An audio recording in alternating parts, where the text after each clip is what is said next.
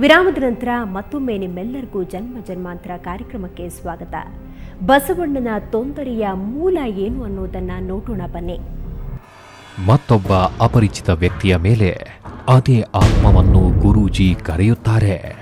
ಅದು ಹೇಳಿದ್ದೇನೆಂದ್ರೆ, ಒಂದು ಆತ್ಮ ಇದೆ, ಓಕೆ, ಅಲ್ಲೊಂದು ಗಂಡ ಆತ್ಮ, ಅಜ್ಜ ವಯಸ್ಸಾಗಿರ್ತಕ್ಕಂತಹ ತಾತನ ಆತ್ಮ. ತಾತನ ಆತ್ಮ 6ನೇ ವಯಸ್ಸಲ್ಲಿ ಬಂದು 4 ತಿಂಗಳು ದೇಹದಲ್ಲಿದ್ದು ಹೊರಟೋಗಿದ್ದಾನೆ. ಓಕೆ, ಅದಾದ್ಮೇಲೆ 13ನೇ ವಯಸ್ಸಿಗೆ ಬಂದು ಸೇರ್ಕೊಂಡಿದ್ದಾನೆ. 13ನೇ ವಯಸ್ಸಿನಲ್ಲಿ ಬಂದು ಆ ಮುದುಕ ಸೇರಿಕೊಂಡಿದ್ದಾನೆ. 30ನೇ ವಯಸ್ಸಿಗೆ ಎಲ್ಲ ಶುರು ಆಗಿರೋದು. ಮುಂಚೆ ಇರಲಿಲ್ವಾ?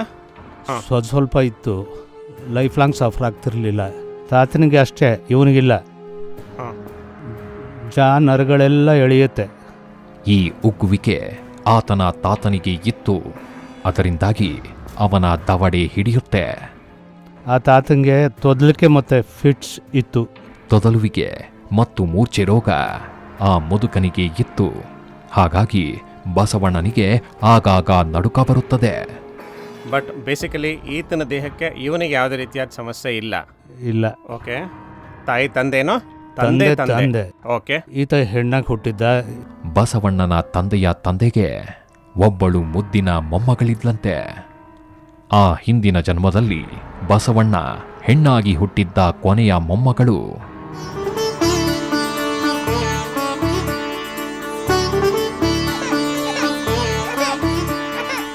ಬಸವಣ್ಣ 6 ವರ್ಷದವನಿದ್ದಾಗ ತಾತ ತೀರಿಕೊಂಡ.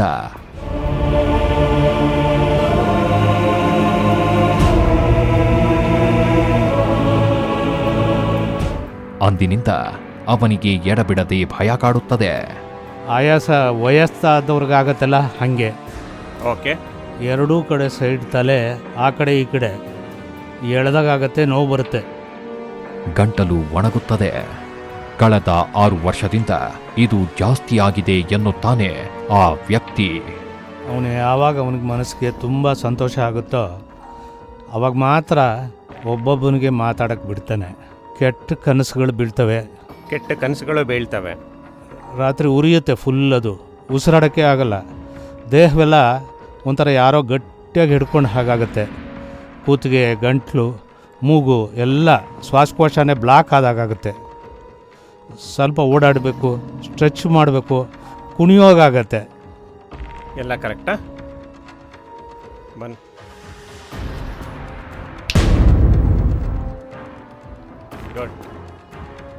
ಹೊರಡ್ತೀರಾ? ಆಗ ಗುರೂಜಿಯವರು ಆ ಆತ್ಮಕ್ಕೆ ಹೊರಡಿ ಎನ್ನುತ್ತಾರೆ. ಆದರೆ ತಾತ ಹೋಗಲ್ಲ ಅನ್ನುತ್ತಾರೆ.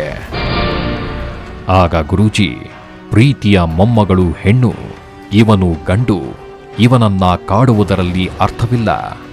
ಇಷ್ಟು ದಿನ ಕೊಟ್ಟ ಕಷ್ಟ ಸಾಕು ಎಂದು ಅವರನ್ನ ಹೊರಡಿಸುತ್ತಾರೆ.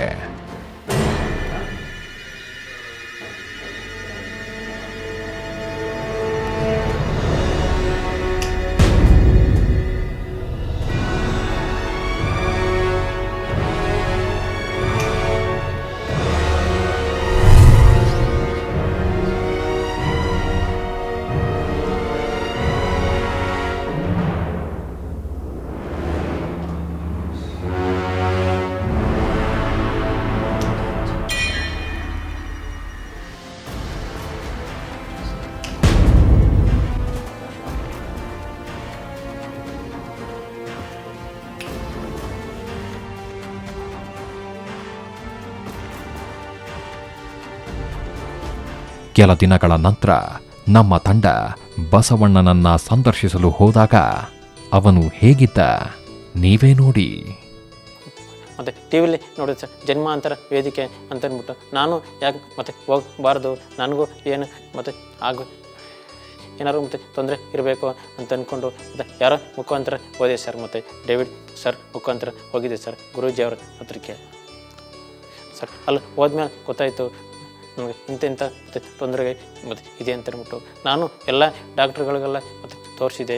ಡಾಕ್ಟ್ರ್ ಹತ್ರ ಟ್ಯಾಬ್ಲೆಟು, ಮೆಡಿಸಿನ್ ಎಲ್ಲ ಮತ್ತು ತಗೊಂಡಿದ್ದೆ ಸರ್. ಅಲ್ಲೂ ಸುಧಾ ಮತ್ತು ಏನೂ ಆಗಲಿಲ್ಲ ಸರ್. ಮತ್ತು ಇವಾಗೆಲ್ಲ ಚೆನ್ನಾಗಿ ಬಂದಿದೆ ಸರ್. ಮತ್ತು ಇಂಪ್ರೂವ್ಮೆಂಟ್ ಮತ್ತು ಬಂದಿದೆ ಚೆನ್ನಾಗಿ ಸರ್. ಗುರೂಜಿ ಅವ್ರ ಮುಖಾಂತರದಿಂದ ಮತ್ತು ಜನ್ಮಾಂತರ ವೇದಿಕೆಯಲ್ಲಿ ಜೀವನದಲ್ಲಿ ನಾನು ಅಂದ್ಕೊಂಡೇ ಇರಲಿಲ್ಲ ಸರ್. ಮಂಜುನಾಥ ಶ್ರೀ ಗುರೂಜಿ ಅವರಿಂದನೇ ಸರ್ ಮತ್ತು ವಾಸಿಯಾಗಿದೆ ಸರ್. ಎಲ್ಲ ಇವಾಗ ಏನು ತೊಂದರೆ ಇಲ್ಲ. ನಂತರ ಯಾರ್ಯಾರು ಇದ್ದಾರೆ ಎಲ್ಲ ಸುಧಾ ಬಂದು ಈ ವೇದಿಕೆಯಲ್ಲಿ ಮತ್ತು ಭಾಗವಹಿಸಿ ಸರ್. ಮತ್ತು ನಿಮಗೂ ಡೇವಿಡ್ ಸಾಹೇಬರಿಗೂ ಮತ್ತು ನಮ್ಮ ಗುರೂಜಿ ಅವ್ರಿಗೂ ಅವರು ಎಲ್ಲ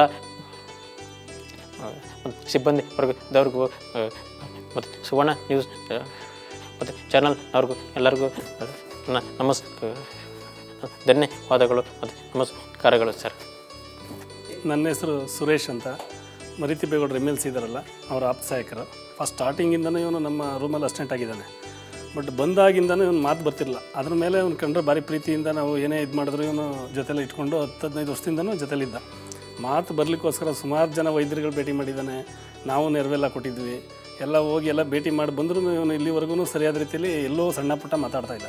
ಆದರೆ ಈ ಜನ್ಮಾಂತರ ಇದಕ್ಕೆ ಬಂದು ನಿಮ್ಮ ಇಲ್ಲಿ ಸ್ವಾಮೀಜಿಗಳನ್ನ ಭೇಟಿ ಮಾಡಿ ಅವರಿಂದ ಒಂದು ಇದನ್ನು ತಗೊಂಡ್ಮೇಲೆ ಆಶೀರ್ವಾದ ಪಡೆದ ಮೇಲೆ ಈಗ ಮೊನ್ನೆ ಲಾಸ್ಟ್ ವೀಕಿಂದ ಚೆನ್ನಾಗಿ ಮಾತಾಡ್ತಾ ಇದ್ದಾನೆ. ಹೆಂಗೆ ಇದೆಲ್ಲ ಅಂತ ಕೇಳಿದಾಗ ಈ ರೀತಿ ಹಿಂಗೆ ಬುದ್ಧಿಯವ್ರು ಭೇಟಿ ಮಾಡಿದೆ, ಈ ಥರ ಆಯಿತು ಅಂತ ಹೇಳ್ಬಿಟ್ಟು ಚೆನ್ನಾಗಿ ಮಾತಾಡೋದು ಕಲ್ತಿದ್ದಾನೆ. ಆದರೆ ನಿಮ್ಮ ಸುವರ್ಣ ಚಾನಲ್ನಲ್ಲಿ ಪ್ರಸಾರ ಆಗ್ತಿದ್ದಂಥ ಜನ್ಮಾಂತರ ಅವನು ಒಂಥರ ದಾರಿದೀಪ ಆಗಿದೆ ಇವಾಗ.